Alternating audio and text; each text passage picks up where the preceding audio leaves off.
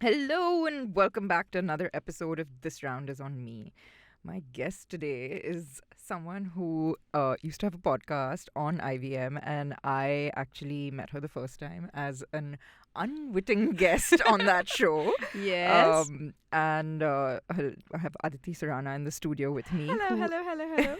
is an internationally renowned high performance coach, a behavioral analyst, a TEDx speaker, and a podcaster. And for almost 2 decades, she's been coaching business leaders and high performers to create measurable results through her signature coaching programs. She's the founder of APT, which we're, of course, going to talk more about in the show, which is India's only mental gym for high performance, and is the official high performance coach for Femina Miss India 2022. Woohoo! Thank you. I have lots of questions about that, Aditi. okay. We're going to take a quick break and we'll be right back. Hey, it's been another great week on the IVM Podcast Network. Here's wishing you all a happy new year. As we step in the brand new year 2023, here's introducing Club Paisa Vaisa, which gives you early access to Paisa Vaisa episodes 3 days before release, ad-free content, bonus content, and access to full episode archives. So get your yearly membership today for only Rs 699. Log on to club.ivmpodcast.com/Paisa Vaisa. New episodes are out every Monday. On Cyrus Says, Cyrus is joined by sports anchor and author Nishat Pai Vaidya to talk about the greatest sporting moments from 2022. On Anish Thing, Anish is joined by Jesse and Gabriel, prominent names from Asia bar landscape, and Somana Mutana, co-founder and CEO of the Soul Company. They dish out a long list of 20 best bars in Asia, from Bali to Gurgaon, Hanoi to Hong Kong, and everything about spirits. On The Habit Coach, Ashton is joined by Sangeeta Iyer, nutritionist and founder of a health service called Rewrite Your Story. She shares how animal-based diet changed her life. And on Pulyabazi, Saurabh, Khyati and Pranay revisit the best episode of 2022 and predict the trends of 2023. Once again, don't forget to visit our merch store on ivmpodcast.com. We have some exciting stuff for you. Follow us on social media. We are IVM Podcast on Twitter, Facebook, Instagram and LinkedIn. If you like our shows, please spread the word. Tell your friends and don't forget to rate and review them wherever you're listening to them. You can also find our shows on youtube.com/IVM Podcasts. And finally, we would like to thank our sponsors this week, Capgemini and HDFC Mutual Fund. Thank you for making this possible. Welcome back, Aditi. It Hello. is so great to have you here and not be in the hot seat with you, but on the other side where I will control the questions. But for those of you who don't know, so Aditi used to have a show called Absolutely Right, and right being WRITE, because she is, amongst all her other qualifications, also a graphologist, Yes. which essentially means analyzing handwriting. And so I was asked to, be a guest on the show. This was 3 years ago? 2019. Yeah, 3 years ago. And I was like, what graphology? Please give me a break. But fine, I can get away from the office. So I'm just going to show up for this. And we were sitting there and, she asked me to write a paragraph and sign 3 times and write my thing. And I was like, oh my God, this is all like hogwash, whatever. Like, fine, I'll do this. And we went into the studio. And an hour later, I was metaphorically naked, stripped to my bare bones and completely, just completely exposed.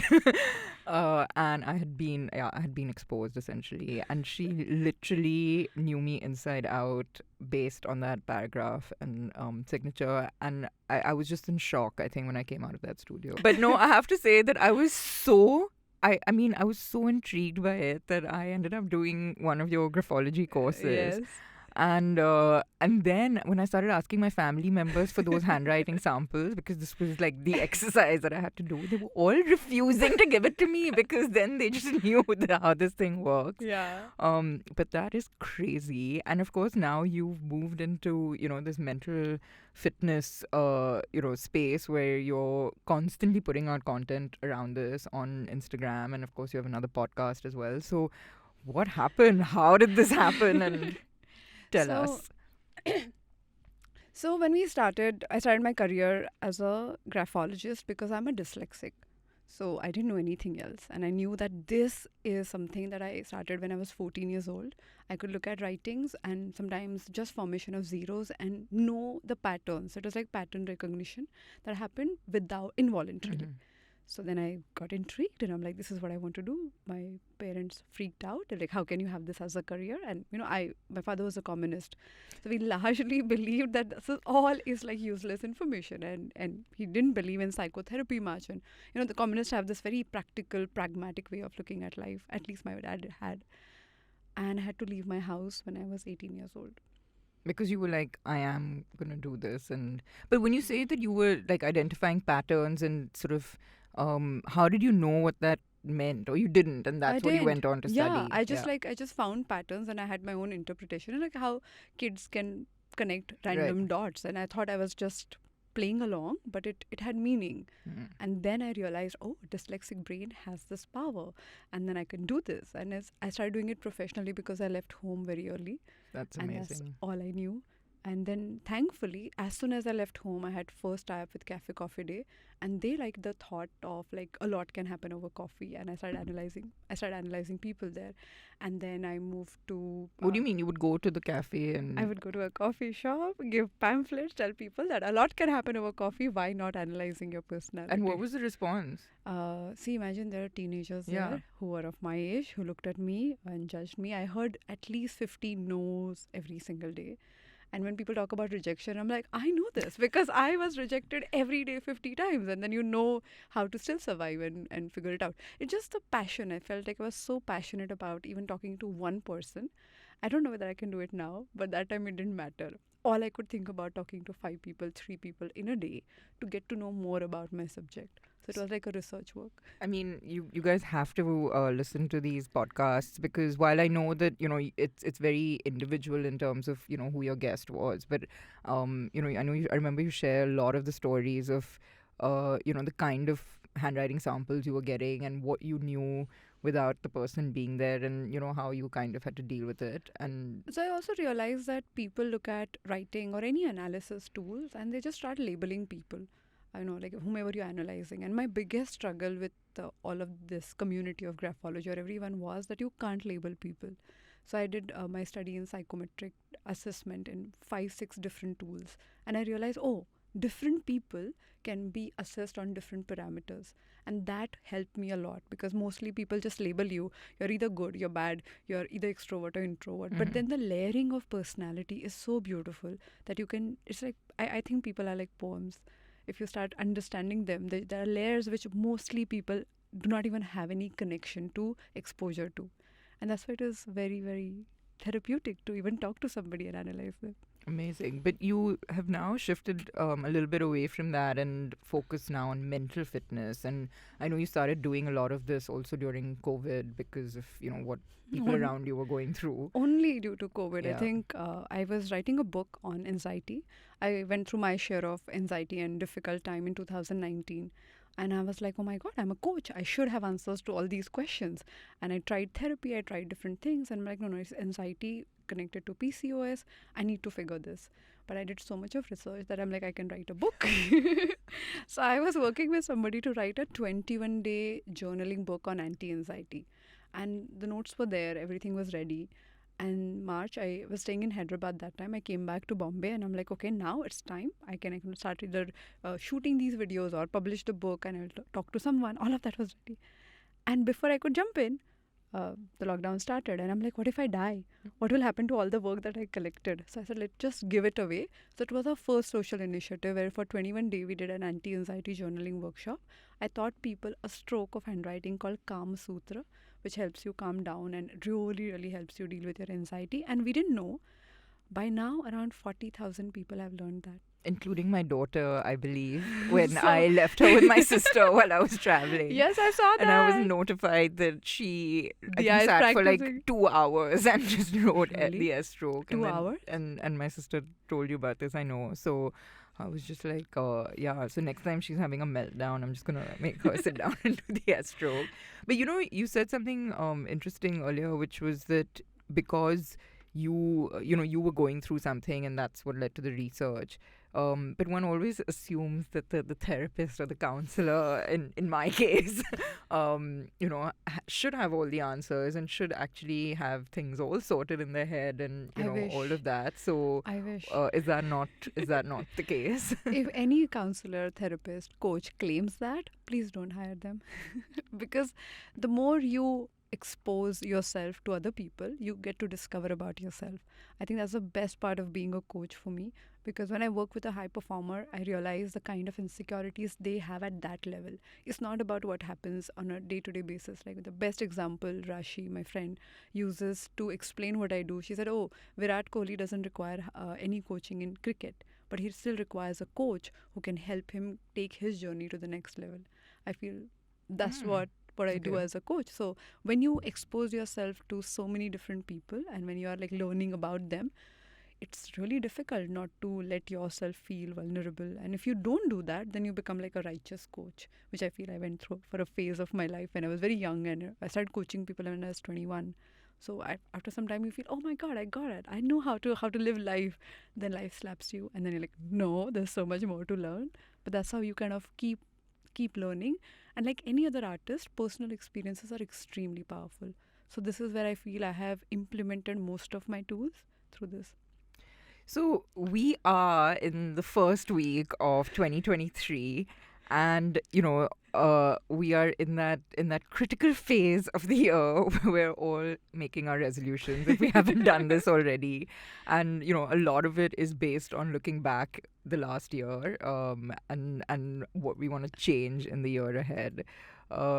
What is this? And of course these resolutions are made to be broken, and this is like a running joke every year. In fact, I put this thing up the other day about how I'm gonna open a bar called Resolutions, and a gym called Resolutions, which will be a gym for the first 2 weeks, and then it's gonna become a bar, wine bar right after that, right? So it's literally, that is what everyone goes through. So why do we put ourselves up to this if we're just setting ourselves up for failure? Like what is it that people should actually be doing? So by third or fourth, the resolutions are broken already. True. Yeah, it's not even like so that. If you still have your resolutions intact, wow.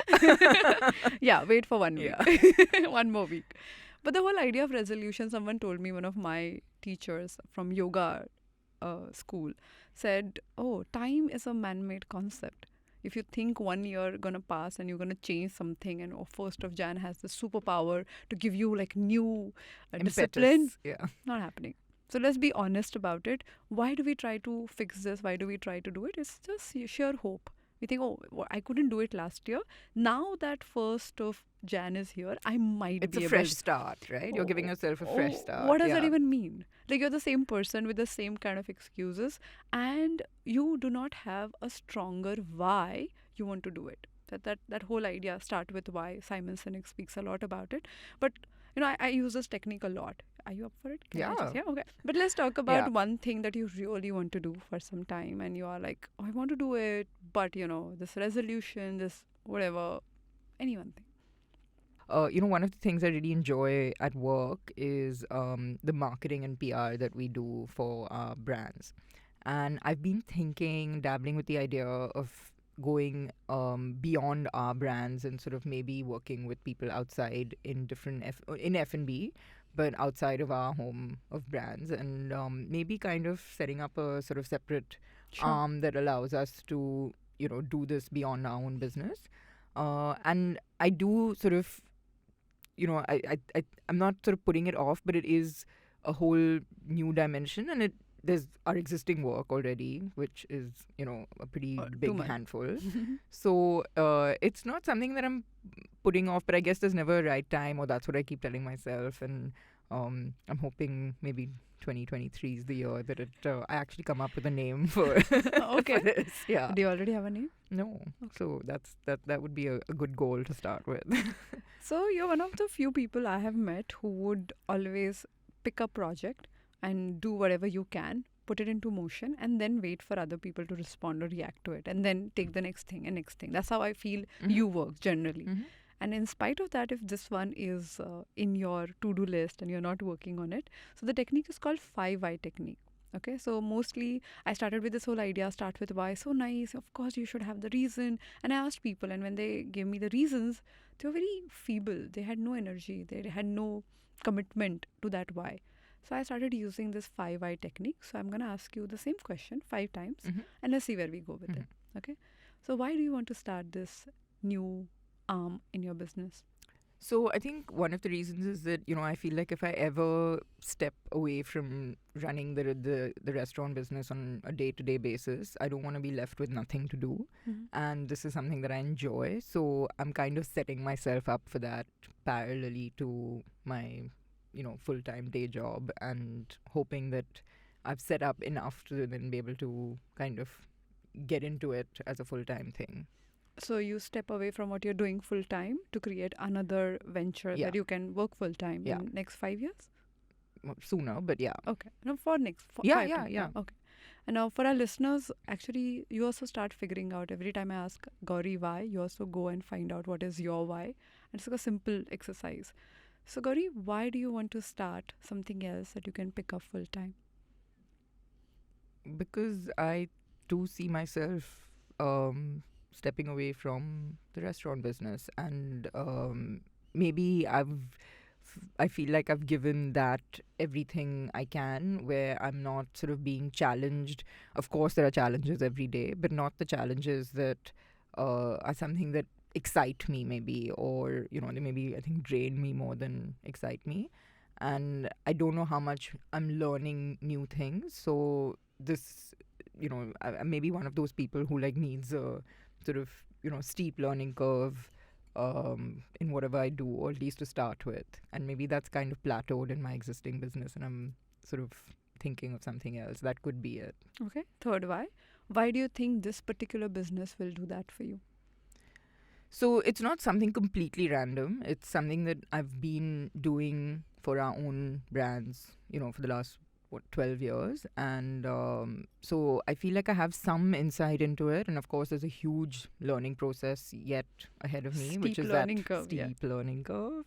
But so I think that, it's a little bit of, it's not completely like, going into an unknown a black hole, but it's enough to pique my interest and allow me to like learn more. Why does it matter to you that you continue to learn? That's just something I think we have been brought up, and curiosity. And just let me just make a sub question here. The current work that you're doing, are you completely sure that you do not have any new learning curves left there? No, of course we do, and I do personally, for sure. But I think it's the amount of value that I feel I'm bringing to the business. Where of course I know that I'm not useless, and but I think that just as a personal challenge, it's probably something that I'm sure there are people around me who can be groomed to do that. But I got this. What is the value? Why do you want to have a personal challenge every now and then? What keeps you going when you pick a personal challenge? So there's one challenge which is logical that you must do because you should do, and there's something that you're really, really clear about. It matters to you and you want to do it just for the heck of it. When was the last time you picked up a personal challenge at work? Can't remember. Yeah. So the fact that this gives you the personal challenge space and also more freedom to make mistakes, because you're not supposed to do it, you're doing it because you love to or you're choosing to. It also gives you more freedom to play with it. I think also, I got into this business as a partner to my husband, and it was very much originally his idea. I actually tried talking him out of it. So, I think this is something that I am positively choosing to want to do, and possibly, now that I have a bit of that entrepreneurial streak, which definitely took a while to develop because I was this fully risk-averse person before that. Now that I've had a bit of a taste of that, I feel like, okay, I want to do it, but in something that is my area of interest. But but every time you pick up something which is of personal project interest, something that you really want to experiment with, have that space to play and find something new about you, nobody can stop you. But if very moment it becomes compulsory, you're supposed to do it in a pragmatic way, though you come across as a very pragmatic person to the world. But you have that little child who would like to play around. Now, this project might give you that, or I believe will give you that. If you connect to that reason of why you want to run this business, nobody can stop you from doing it. Right now, you're still sitting and trying to rationalize and trying to put numbers and trying to take the entrepreneurial route. This business doesn't have that. You're waiting because you're looking in the wrong place. The why here is simple, that I want to do it because it's fun and I might be able to discover who I am as an entrepreneur. So there isn't necessarily sort of logic and a business plan, which there isn't, trust me, for this. But I think it's just something that allows me to explore a side that I maybe haven't had that full chance to do. And also complete crazy freedom. Yeah. When you work with your spouse or when you run something that beautiful. I think complete control is one thing as well. Now we're getting to it. Oh my God, I see what you just did. Okay, then moving back to the questions to you. But no, I think you're right. Like when you, but honestly, if you hadn't asked me all these questions, I probably wouldn't have come to this. And thereby, the whole idea of complete control, which is the exact word that is missing here, is what you're seeking. So that experimenting, and I was trying to be gentle because I didn't want to like hold the mirror and make it uncomfortable. But that's what I'm talking about. If I know this is what I'm looking for, then other things will fall in place. But if I try to justify the same thing by saying, oh, I got to do this, I must do it, I know it already, then these reasons are not strong enough. Sure. And is that then essentially how you decide what it is that you want to prioritize? Prioritize, and then if you take that as your New Year resolution, you won't do it. But if you take something that you know, this is why I want to do it, nobody can stop you from that. So you know how, I mean, if you ask me, one of my goals, which was also on the 1st of Jan of 2022, and we just postponed that for a year, and we'll talk about postponing or as you refer to it as procrastination, which is, so it's weight loss, right? Now that's one that a lot of people, I think like 9 out of 10 people have this, no matter how much you weigh, and that's like fitness and weight loss, etc., is always sort of one of those top 3 New Year resolutions. Why then is that not, we all know why we do that. We want to feel more confident, look better, feel better, etc. Isn't it? Yeah, but what goes... Sorry, Aditi was shrugging her shoulders. No. So I'm shrugging shoulders because even if we understand this, it is not strong enough for us to work at it. Really? Is it not? Otherwise, we would have worked at it. That's true, but why is it not strong enough? I mean, come on, we're all like innately vain human beings, and we really want to look pretty. Yeah. But if you can just wear something that covers up and you can just get away with it. Been my story. I also do that. For the last 10 years. So No, and my justification's always like, well, I have a restaurant business and I cannot give up gluten. I have a bakery brand, and I get asked to do tastings at all times of the days because I'm like, it's an occupational hazard that I cannot lose weight. But no, I mean, genuinely, it's something that's so fundamental to how we feel about ourselves that why do we still not manage to do it? Because our priorities are the stories we tell ourselves. They're just stories. If the story changes, the narrative changes, we would work at it. I'll give you So if you genuinely don't actually feel bad and you're like, you won't do it. I mean, okay, I feel bad, but I can also live with this. I'm not like feeling that bad. And I feel, let's just cut out all those things where we want to feel bad and we don't feel bad. Let's just be honest. So just deal with it. You're not feeling bad. You're actually okay with how you are. So I shot with a very senior photographer underwater in May 2022. And I worked out for 3.5 hours a day. It was underwater photo shoot and it was on mental fitness. I didn't care about underwater photo shoot, but I cared about mental fitness being shown in this glamorous way. I genuinely worked hard and I didn't miss a single day. And the shoot was really beautiful. All of that happened. But wait, so you did this because you were going to have a shoot and you wanted to look a certain way. And I had this image in my own mind. So that why was so strong that I had this image that I had already pictured myself in. Then I did everything in my capacity. I didn't eat gluten for like 8 months, whatever it took, I did it. But once that was done, and I'm like, I look fit, I look nice, I don't have next why, which is strong enough. So then what, did you put your weight back on? I didn't, because I'd worked out so much. Yeah. But then the reason, I had to recreate the reason, what is the next thing that I want to build. I wish we don't have to do this. I wish we become so much in love with the process that we forget about it. But it's not the case with most people. Most people want to have that next goalpost to work towards. Once they get there, require another one. But that has to matter. If it doesn't matter, like that's why most people do things for their kids, but they don't do it for themselves. You're so right, actually, because so I've I'm sort of coming out with this book, and I had to do an author pick for it, and I was like, shit, I have to look good for this pick, right? It's gonna be, and I was like, I'm just gonna. I'm gonna like do my IF and I'm gonna do all of this. And then, I was just like, what the hell, man? It's Christmas, it's New Year. I just wanna like enjoy this time of the year. I wanna eat what I wanna eat. And like, God, whatever, I look the way I do in this Photoshop for that so they can deal with it. And I just didn't have that. I didn't feel like, oh, I have to look different for this. I was like, this is me. And so you're right that, if the why isn't strong enough to make you do something, you're not going to do it. And you're putting, you're setting yourself up for failure. The another thing of doing it, if you really want to do something long run, then stepping into the state of flow. There's a book by Mihai Csikszentmihalyi called Flow, and it's really beautiful. The very moment you step into that zone, like sometimes it happens to me when I do my Ashtanga yoga practice. Literally, while doing it, you get into a state that you have never experienced before. And my objective every time I'm on the mat is to go and experience that, because it happens once in a while. It's what happens to musicians. It happens to athletes at times. They're practicing, and at one point, something just goes beyond you. It happens to me when I coach.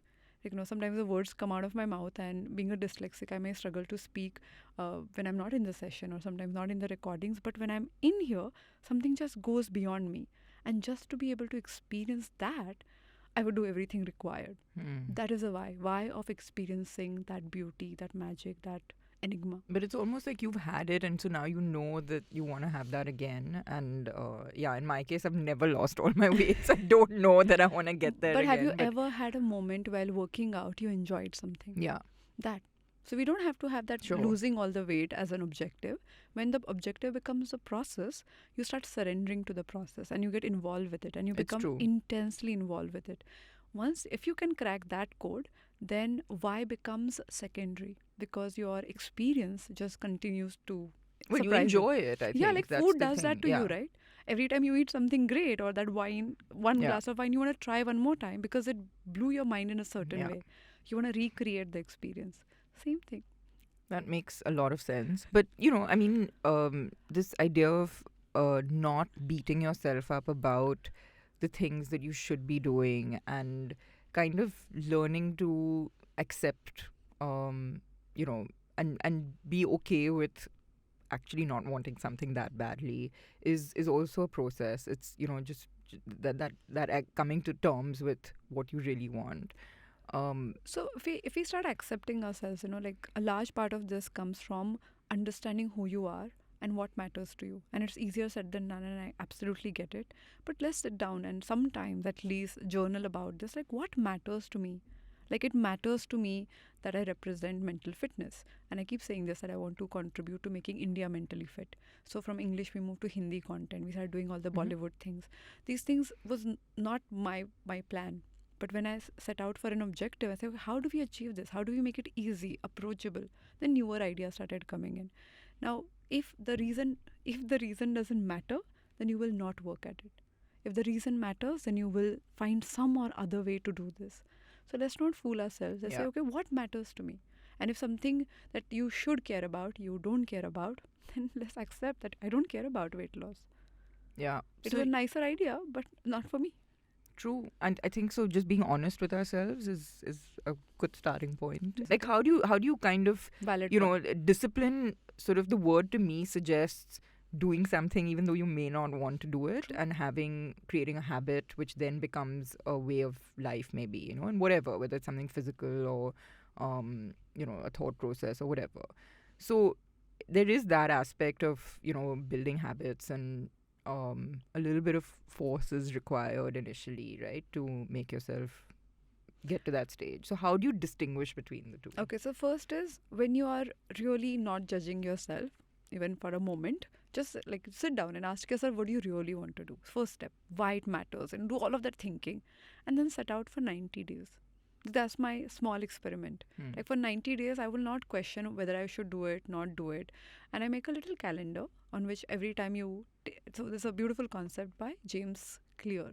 In his book, The Atomic Habit, he speaks about casting a vote. So if I do something towards weight loss, I'm casting a vote. The day I don't do it, and if I'm eating, I don't cast a vote, but I cast a vote in the opposite direction. So that little idea of casting a vote, being a dyslexic, I think visual works for me. So I have a little chart for 3-4 things that I'm tracking right now, and I would like color it. So I would say, okay, yellow, yellow, yellow, red.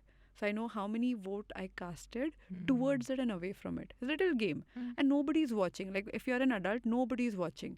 People may clap for you for 2 days because you lost weight. After that, they don't care. No one cares whether your internal growth is happening or not. I feel the promise that I make to myself is the most important promise ever. Sure. Because no one else is important. No one cares as much about yourself as much as you. And if you don't, then you're giving your mind that signal that it's okay. If I say it's okay. If someone else says, I will work at it. If I say that it matters to me, it's okay. So then when people take you for granted, you don't like it. But you are doing that all along and you're teaching them how to treat you. So you tell everybody, I'm going to do this, and you don't do it. You're constantly creating that messaging for yourself, within yourself. I feel that is the biggest problem. Most of the time, people don't realize that they are training themselves for failure. If you want to do it, say I want to do it and do it. No, doesn't matter.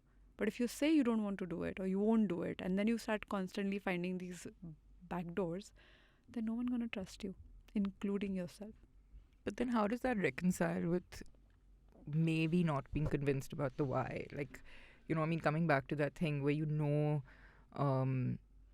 that you want to do something for whatever reason. So you said, this is my reason. I want to say now I want to find my complete control in a newer business.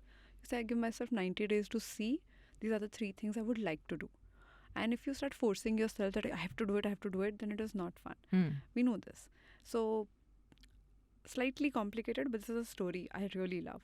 Okay, imagine you and I meet for a cup of coffee and we see a man running. There are 3 reasons why he's running. 1, there is a dog behind him and he's running away from the dog. The dog is chasing him. Everywhere he goes, the dog is around. Finally, he gets rid of the dog. He sits, he pants, and he doesn't run again. Then there is a kite in the sky that he wants to catch. So he's running towards the kite, and everywhere the kite goes, he doesn't know where he's running. His only focus is the kite. And third one is a person who's preparing for a marathon, who is choosing his shoes, his track, his music, and he chooses where to run, when to run, and he tracks his growth. Now, the action is the same. Most of the time, people believe that as long as I finished, everything is done.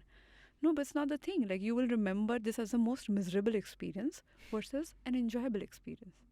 So if I come back to the point that I know why I'm doing what I'm doing, and I want to really track my commitment to myself, then I want to do it like the marathon. Yeah. Right? If I don't do it, then I might achieve the goals like the kite, but I won't enjoy the journey. I don't know where all I ran and what all happened. And I would wait for the next kite to show up. And at the same time, when it is the dog, obviously we know, like, oh my God, if I don't lose weight, I don't look good. All of that would happen. And it's not fun. Right. So if we take the score of that journey, and I feel it doesn't happen overnight, you're right. We started the mental gym with the same idea that people don't work towards building that mindset. They don't choose discipline naturally. So we created an environment where we started celebrating people for completing the proactive tasks that they picked up. Or we call them the APT tasks. So every week people pick up 3 tasks and they work at it. And then they come back and they say, okay, wait, I didn't do this correct. Can I improve it? So we review that performance, whatever they do.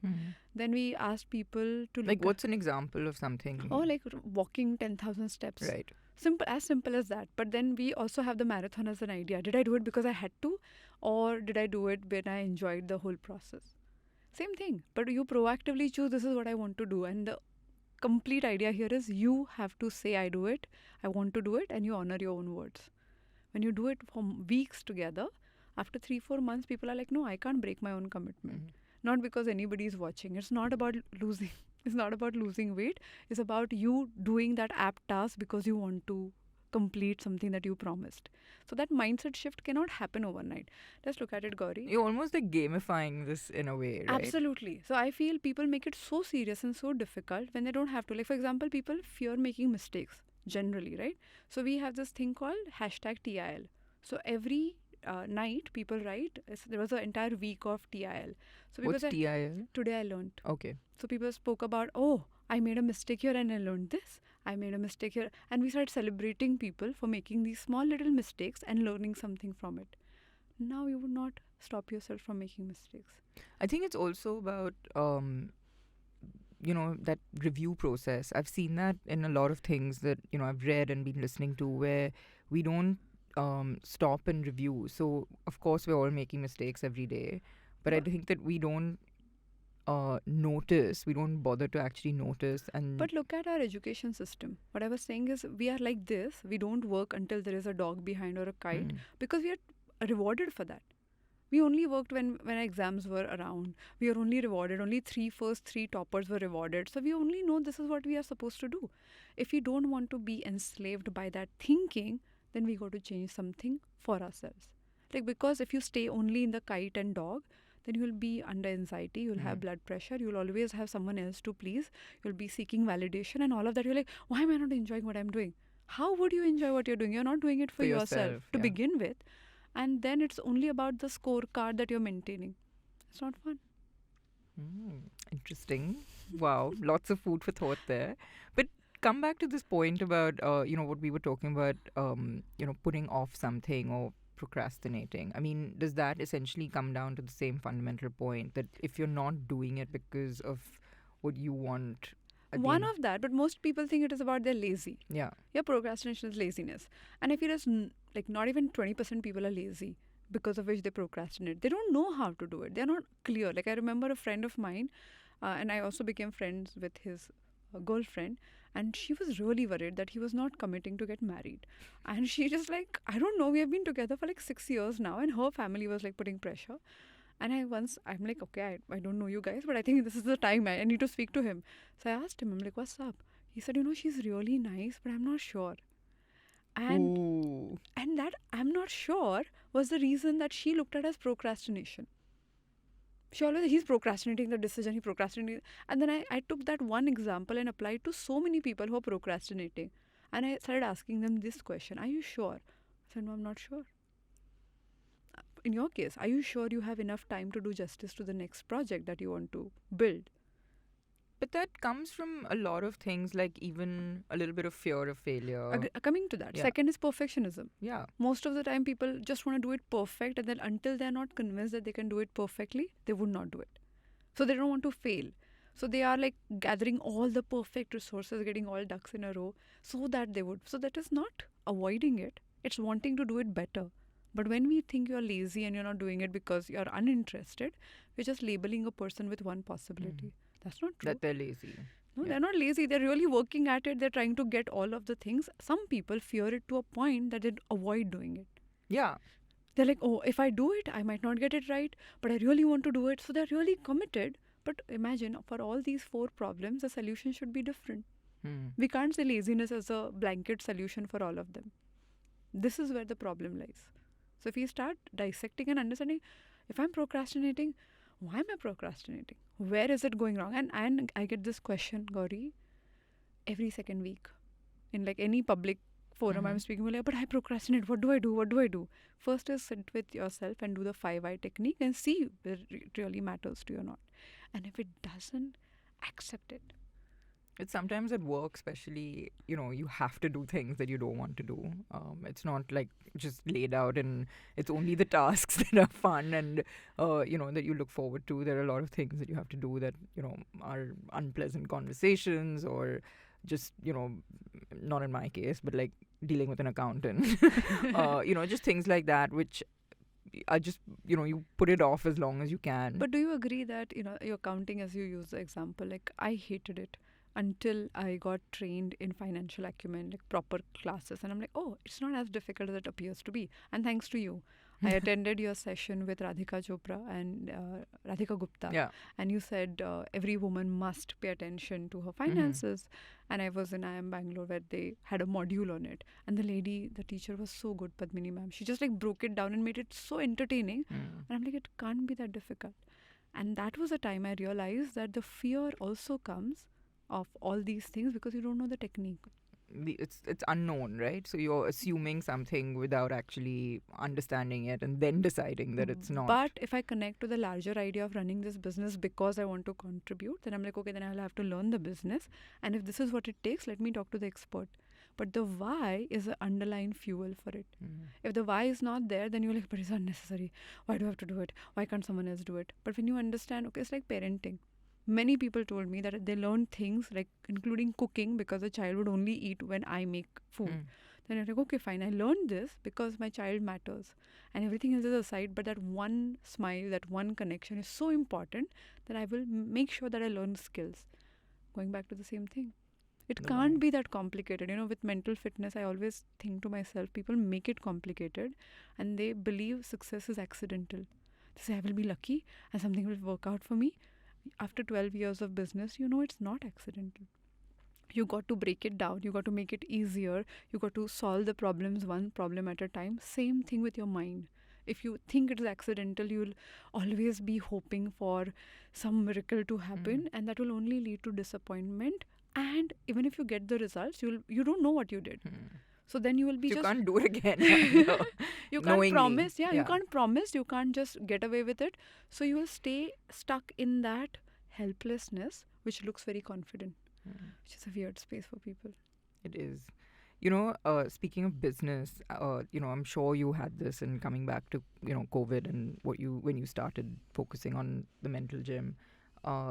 A lot of us running businesses and not just, entrepreneurs, but everyone, I'm sure, went through different levels of stress. And I know there were times when it was really, really, really difficult, being responsible for 200 employees and, not knowing what to tell them and then what to do with the business, making these decisions. On top of that, you started the social drive to feed people. I mean, I didn't start it, but it was something that we contributed to. I think that was the one thing we knew how to do, and we were like, okay, with this we can do. The other stuff we have no answers to, and we'll take it as it comes. But just even in making business decisions, and I'm going through something similar right now where we have a big decision in front of us, and you can see you've got the pros and cons written out from a business perspective and a personal perspective, because obviously I work with my husband as well, and it's a really not just COVID, but there are just constant challenges being thrown at you when you're running a business, and they kind of just keep getting bigger and bigger. I don't think they change. In our business, for example, one of the biggest I would say challenges is managing people and teams, right? Because that's what it comes down to. It's not the two of us who are responsible for everything, and dealing with people is, of course, it's there's as many characters as there are sort of team members in your organization. And how does one build some sort of resilience to deal with all these things that are being thrown at us? And obviously COVID maybe escalated that or just exacerbated that same situation, but now that we're hopefully past it and things, it's not like the challenges have gone away, they're just of a different kind. And they were already there before COVID. Exactly. So now they've just come back and continue. And how do you kind of build that muscle to handle this? Because honestly, I've been through times when I've just been like, I'm so done with this. I don't know why we're doing this. Why did we, why are we looking at opening one more restaurant? And why are we, putting this on ourselves? We could just kind of live life a little more, stress-free. And I'm sure it won't be stress-free, but grass is greener and all of that, usual stuff. But it really can bring you down. And of course you sleep over it, and then the next day someone says something really lovely about something a meal they've had, and you're just like, oh, that's why I'm doing this, so I'll just keep doing it. And it's so easy for us to feed off those positive comments and forget that stress. But that's not really dealing with the No. stress, right? So how do you kind of just build that resilience to not? And I mean, I'm going on a little bit here, but like I know Jay and I are very different personalities. Where he deals with it. He's kind of he doesn't kind of lose as much sleep as I do, and I'm very different, and it does affect you. So how do you kind of build that ability to handle stress at work? So if you are in a high performing zone or environment, you will have stress. And all stress is not bad. What we require to build is stress appetite.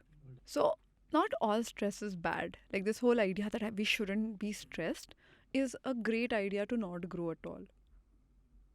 Yeah. Yeah. Look at any athlete versus.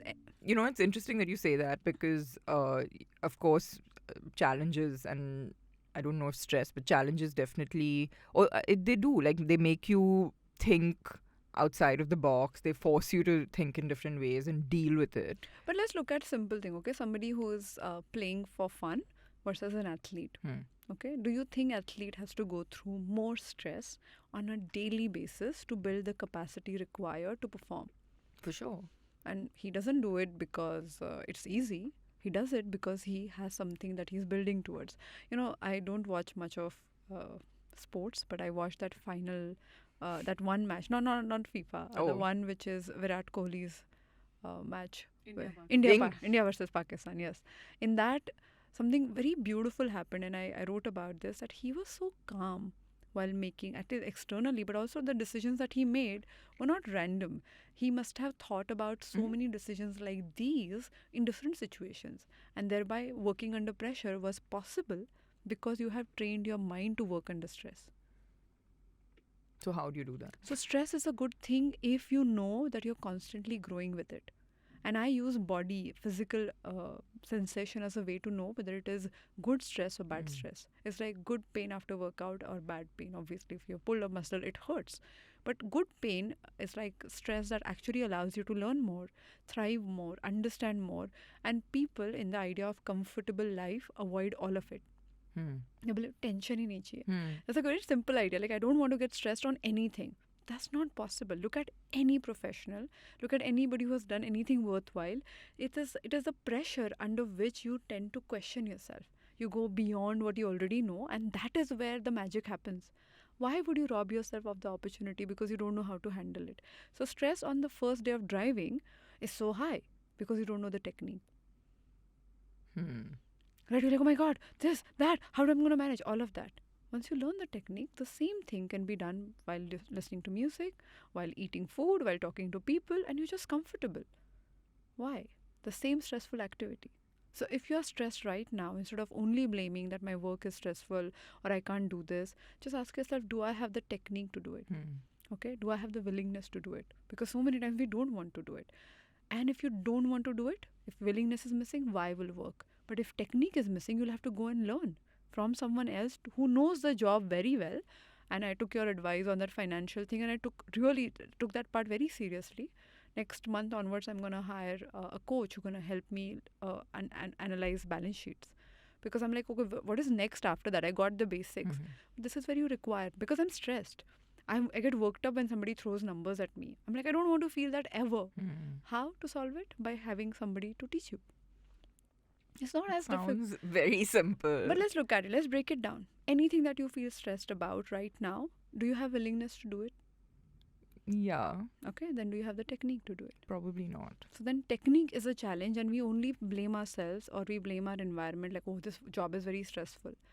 So you, I know, work with, high performance people in sort of senior positions and, high performance roles. Artists, athletes, right? Yeah. So what is it that you're working? Is this essentially giving them the tools to manage? Also, like, sometimes you can't identify your next growth point. You're like, okay, I knew how far I wanted to come. Now I'm here. I don't know what's next. Now, sometimes understanding where they stand and how to identify the next thing. Also, we give a lot of excuses to ourselves So having someone who holds the platform and who evaluates, saying that, oh, I think this was not the truth. Probably you're just like, coming up with stories or narratives, and holding that mirror helps. And, being somebody who comes from behavioral analysis, I bring in a lot of truth that people sometimes are like, oh my God, I don't know whether that is something I'm willing to digest. But after some time, they start digesting it and they start realizing, okay, if that is the truth, how do I build this? But I must also tell you that high performers generally have that willingness to fail, which I have not seen otherwise in people. Like now that we do mental gym, we have middle level management people, or otherwise. I think they've had more opportunity to fail and probably more Sure. failures, and Sure, willingness, and yeah. come out on the other side and realize that it's actually not the end of the world, and that, like you said, that you build that muscle memory in a way when it comes to dealing with But failure. it's nothing about where you are, no? It's about wherever you are, you would be making mistakes while cooking, Sure. while driving, while every day we make mistakes. How do you process that, and what you tell yourself after that is the most important aspect, which I feel mostly people just start criticizing themselves. They come up with like, but I must be wrong. How could I not do it? I must be lazy. And that doesn't help. Like, my only thing with anybody who's going like that and overthinking about a problem, my only request to you and every listener is, are you really helping yourself? And at some point, if you start writing all those thoughts and evaluate, okay, was it helpful? Was it helpful? Was it helpful? You'll realize that this is just sheer waste of time. A lot of how we feel about ourselves is driven by what we think others think of us, and judgment around us. And it takes a lot of self-awareness to listen but not be as impacted by, or to be able to like sort of take what you can and not react to everything. We'll get there. My point is, before you get to that level of self-awareness, because it feels difficult. You know what I'm trying to say? That people, when they think, oh, I have to be self-aware all the time, it's complicated. You don't have to be. Let's only take the time when you're overthinking. Can we analyze only that? Just 15 minutes when you're like really cribbing and really, throwing everything, breaking everything down. Let's analyze only that. Then if you think that is comfortable, let's add a little bit more. So we do this thing called Aata Maji Satakli, which is a Bollywood take on any emotional triggers that you have. So I ask people, what is your Aata Maji Satakli moment? And they come up with whatever that is, okay? So I was talking to one of our members. There's two people we asked them to come on live on Instagram. And I'm like, okay, what are your Aata Maji Satakli moments? And they were blank. And I'm like, okay, you're not giving me content. I want to like have a conversation. So they started coming up with something really stupid. And then when the call was done, I'm like, what's up, girls? What happened? They're like, I used to get triggered on things. Now I don't get triggered. I didn't have anything to look forward to or even pull out. And that's true. When you break the code of like, that whole loop of trigger, reaction, and then I'm going to fall into the same trap. When we brought that formula to people, I'm like, oh, you're getting triggered and you're reacting. Trigger, reaction. So it was working, and now you were like, why are you not getting triggered by anything? Yeah, because I did expect that to work to a point that they couldn't find triggers, and two of them at a time. Otherwise, they're very articulate and all of that. That's why we chose them to come and talk to us. But then the point is this, that once you understand the formula, you don't have to be aware all the time. You just have to be aware when you're triggered. And not in the moment. Even if you like lose your temper, say something, fine. Before that and after that, can we look at it? Like a soldier, if he is on the war field, he can't build his muscle there. He can't say, oh, let me just do my push-ups and now I will pick up the gun required. It's not happening. So he has to either prepare before the war or after, because he failed to pick up, say, one weapon, and now he knows that he has to prepare for it. Similarly, we also have to do the same thing. You can't be angry and then switch off your emotions and expect yourself to be okay and blast somewhere else. That's incorrect. Don't be self-aware in a way that you are harming yourself. But if you say, I got triggered, I said something, or I wanted to punch somebody, take that point, and before or after that, evaluate what else you could have done. It's much simpler than what it looks like. And that is my little fight with mental health as a thing. It is so serious and so complicated. It is intimidating. So most people, when they think about going to a therapist, they're like, oh my God, something's going to go wrong. I'm like a broken person. It's not true. It's not that complicated. It is much simpler than what it appears to be. That is very profound. And now when I'm thinking about it, I was thinking of all the situations that trigger me. And, it's true. You just sort of, I think, have to pause before you react. And And if you you may react differently. And if you can't do it in the moment, before or after, just think about multiple ways in which you can do it. If that becomes your thinking pattern, then it is more solution oriented. Then you won't be self critical. You won't say, oh, I shouldn't have. That won't happen. It's okay. I could have done this. I could have done this. I could have done that.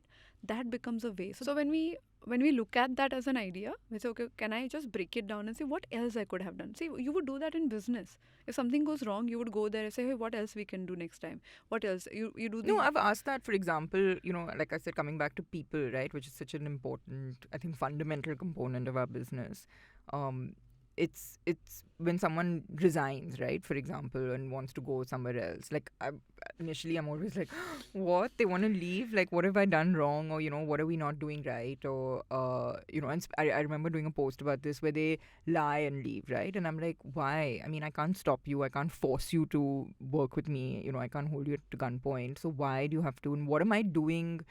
What am I doing wrong that makes people want to do that, right? So that's something that really, like, it always makes me, it's a whole, like, combination of feelings. Like, you're upset, but you're a little angry, you're a little offended, you're a little hurt, and it's all these things. And it always happens because you just feel like, oh, I'm falling short somehow.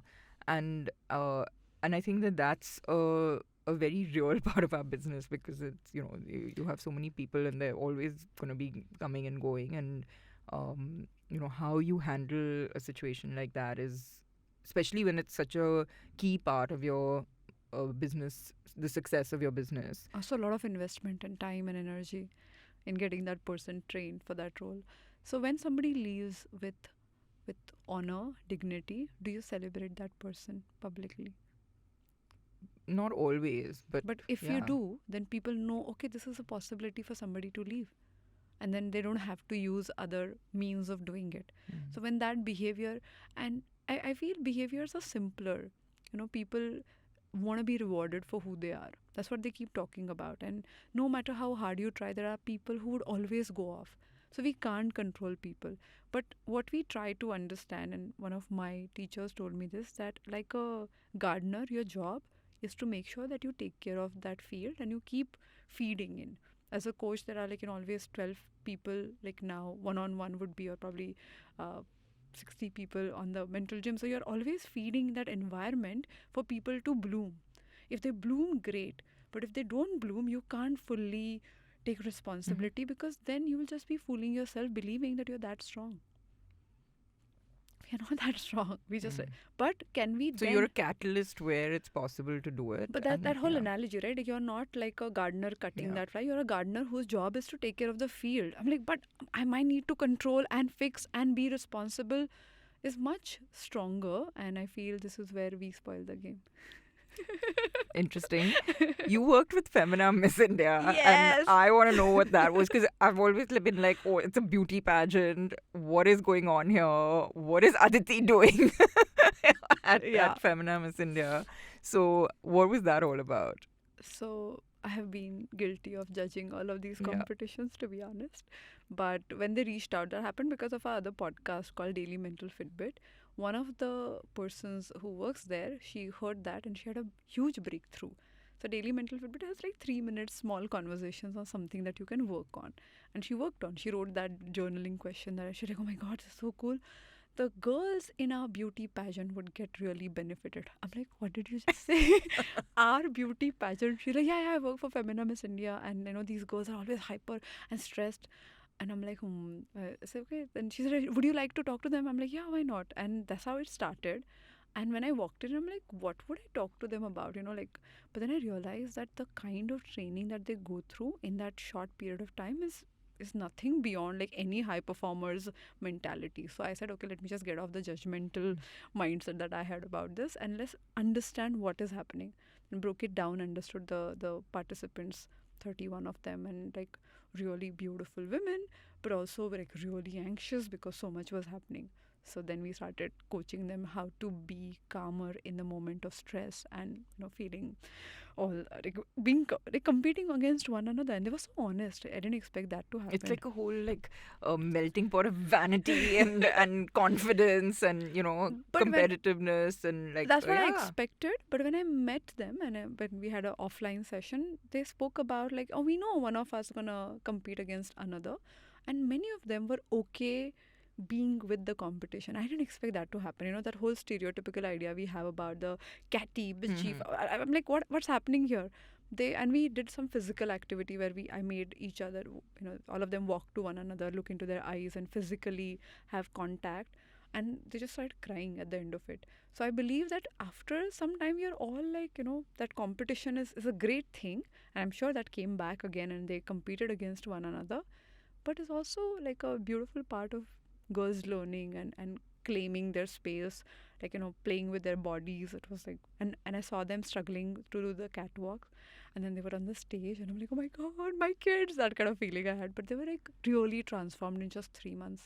So I think it's a lot of work we don't realize, but there's a physical, mental work that goes behind. Yeah, I mean, I think that if you think of it that way, it's not, you don't have to start competing in a Femina Miss India if that's not your thing, but you it's what they've chosen to do, and I think we do have to stop judging and accept it for what it is, and then work with that. And this time they had different body types, so I was so surprised. Oh, really? Yeah, like not everybody was very thin. They were like bigger girls, and I'm like, oh my god, finally the beauty standards are changing. But that's amazing. Yeah, I think that was a little bit of relief. I'm like, okay, fine. It's not only the basic beauty standards, which I'm highly against, but yeah.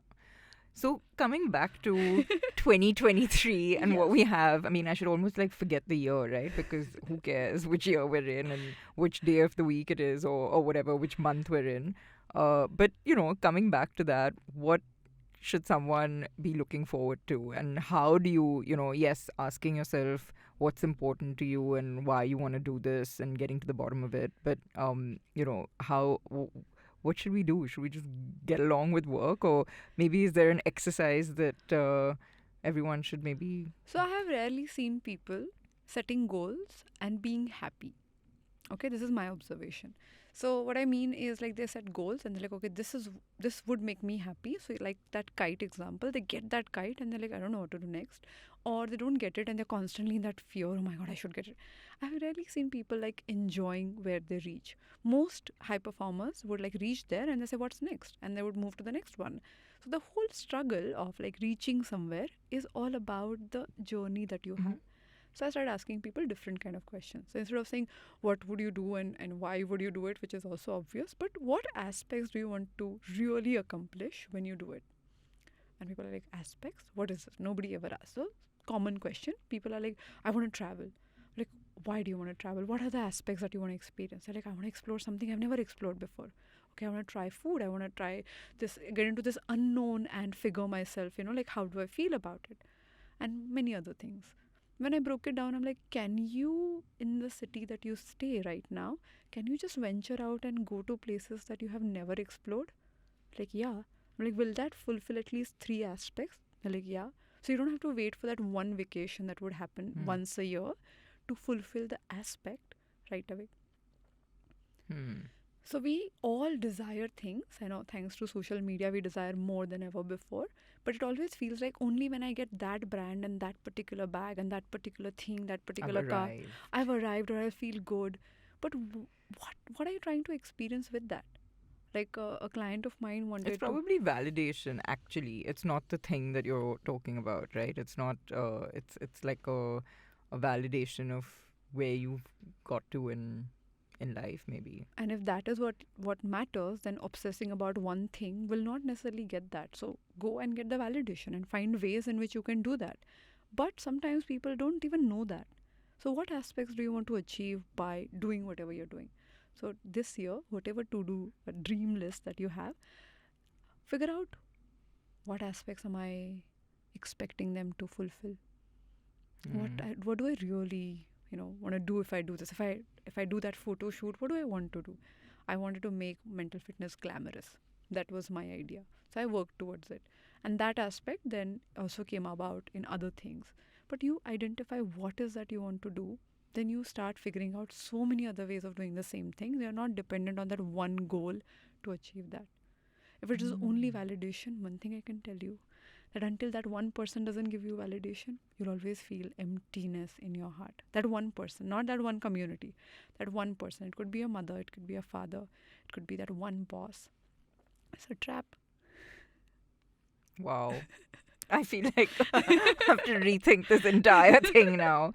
But no, I mean, it's true actually. I mean, if we really, it comes back to being honest with ourselves, I think.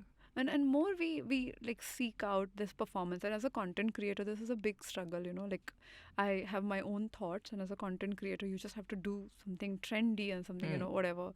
And initially I'm like, but I have these honest opinions and people might not like it. And I said, okay, but if they don't like it, it's okay. I'm going to still say it, and then people will troll. Like, for example, when Mr. Do you get trolled? Yeah, Mr. Kapil Dev, when he spoke against mental health, I made a video out of it. And people just went out and saying that, who are you? What have you done? Blah, blah, blah. And I tried making the point that, it's not about good or bad. It's about you can't troll somebody's mental health. And you can't say, oh, because you're rich, you can't have problems. It's not true. But people trolled. And then you start realizing that more you digest it, easier it becomes. Stress appetite. So just because you've got all the hacks to deal with it, you're like, I'll put whatever I feel like out on Instagram. But I actually feel like testing those hacks every now and then. And I feel sometimes the results don't match. Like there are certain things I'm not happy with my own performance. The numbers are not matching the way I thought they should have. Then you go back and you apply the same tools. What I feel is tools are much bigger than how we understand ourselves. You just put yourself through a diet. That tool, that whole program teaches you a lot about you. Same with mental fitness. You put yourself through this program, and I feel every time I have this tool to experiment with, I learn so much about who I am, how I think, whether I have this capacity to do it or not, because there's so much to learn. Like running a business is every time challenge thrown at your face, and you constantly reinvent things, but you learn about yourself. And then you say, okay, do I have the technique? Do I have the willingness? Go back to the same simpler things, and it just can become fun. If only it was that easy. Well, that's what we have your daily mental fitment for, and your app and apt and everything that you're doing, which is amazing. And I wish I had enough hours in the day to actually do all the things that you keep advising. But we're going to take a quick break and come back for some fun rapid fire. Okay, done. Hey folks, this is your host Anubhav Gupta. I want to tell you all about Club Paisa Vaisa. This is a premium tier offering for fans of the show. Members of this club have a few privileges, and let me tell you about them. Members will get access to episodes 3 days prior to the release. Members will get the archival access to all Paisa Vaisa episodes starting from day 1. And the non-members will still get access to the latest 15 episodes. I'll bring you weekly host insights, giving you my personal learnings from each episode on the show, and all of this will come with a completely ad-free experience. Finally, in 2023, we have some exciting plans for new exclusive content that is available only for members. You can go to club.ivmpodcast.com/paisavaisa or click on the link in the description and sign up today. As an introductory offer, it's at ₹699 for a 1-year membership. Note that starting 2023, all Paisa Vaisa episodes will become a part of Club Paisa Vaisa, and the non-members will get access to the latest 15 episodes. Hope you enjoyed. I'll see you on the other side. We are back with Aditi Surana, and I hope you got a lot of food for thought in just before the break and everything that we've been talking about. I know I certainly did. So we're gonna switch gears a little bit and just ask some fun, non-overthinking questions. You just say the first thing that comes to your mind. Okay, so as a restaurateur, I always ask this: what's your go-to comfort food? Idli sambar. Aww. Chutney, always. My husband will love you. A great book you've read, and I know you read a lot, or podcast you've heard, other than your own, of course. I was about to say yours, but... Oh, God, no, please. You're on the show now. I'm just kidding. I would say Mindset by Carol Dweck and Flow by Mihai Csikszentmihalyi. These are 2 books. Go to. Amazing.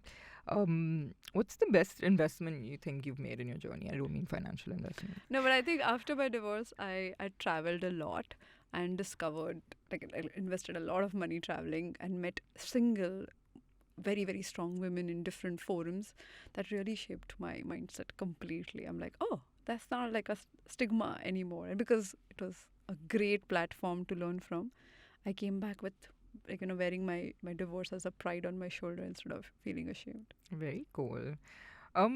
Any role models, mentors, who do you look up to when you're going through your sort of challenges? Many.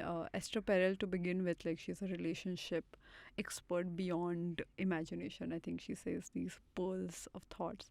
Dr. Deepak Chopra, I have followed him for almost 20 years now and really like some part of his work and have implemented it a lot. Many, actually, all these authors, Simon Sinek for Why and other work, Brené Brown, and not like most modern women like love her work.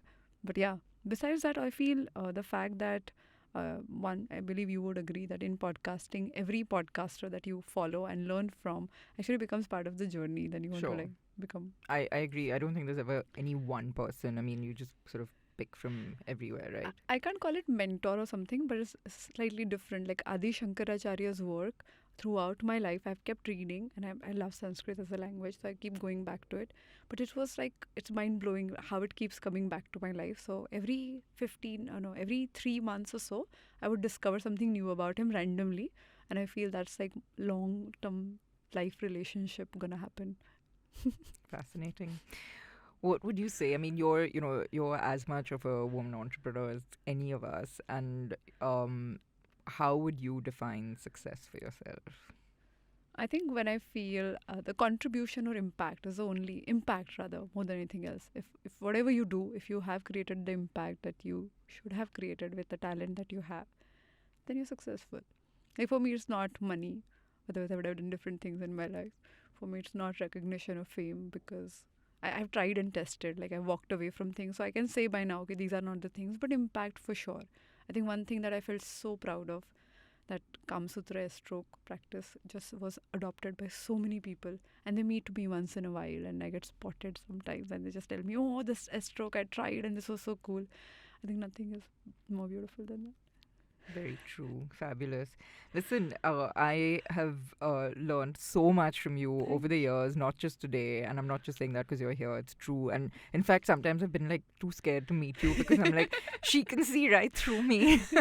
So no, but you've certainly had an impact on me, and in a hugely positive way, and on my family as well, I know. So thank you for everything you do and for being on the show today. Thank you so much. One thing I can tell you, Gauri, I might analyze. I don't judge. Just saying. Good to know. Thank you so much for having me here. Like the whole, I remember like when you were our guest on that podcast. That since then I want to know, how does it feel to be on a Gauri show? Finally to start. Listen, I'm just like, they might just boot me off this at some point. So it's like, no, but thank you. This was fun. This was great fun. And maybe we'll do a part 2 sometime at the end of the year and see how the goals went.